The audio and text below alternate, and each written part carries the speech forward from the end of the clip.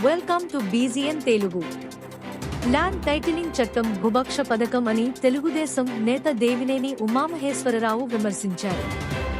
రైతులను బెదిరించి భూములు లాక్కునేందుకే ప్రభుత్వం చీకటి చట్టాలను తెచ్చింది అని ఆగ్రహం వ్యక్తం చేశారు.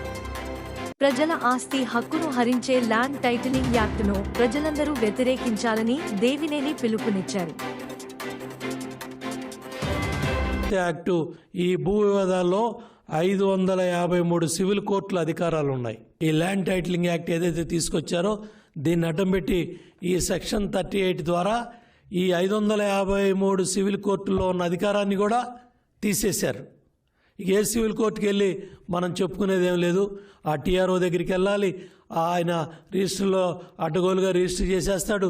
దాని మీద అప్పీలేట్ ట్రిబ్యునల్ దగ్గరికి పోవాలి, వాళ్ళ దగ్గర తేలి మరి హైకోర్టుకి వెళ్ళే పరిస్థితి కూడా వాళ్ళిద్దరి దయాదాక్షిణ్యాల మీదే ఉంది. కాబట్టి ఎంత అడ్డగోలు యాక్ట్ తీసుకొచ్చారో, రెవెన్యూ రికార్డుల్లో భూ యజమాని పేరు మార్పు చేయాలంటే వారికి నోటీస్ ఇచ్చే సెక్షన్ కూడా లేదు.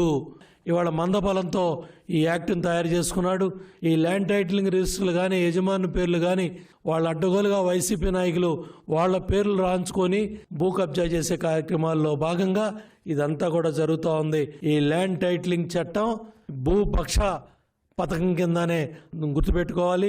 మన భూమి మీద మన హక్కులను కాపాడుకోవాలంటే ఈ భూపక్ష చట్టాన్ని వ్యతిరేకించాలి. ప్రతి ఒక్కళ్ళు కూడా జగన్మోహన్ రెడ్డికి, వైసీపీ పార్టీకి వ్యతిరేకంగా ఓటేయాల్సిన పరిస్థితి ఉంది. Thanks for watching బీజీఎన్ Telugu.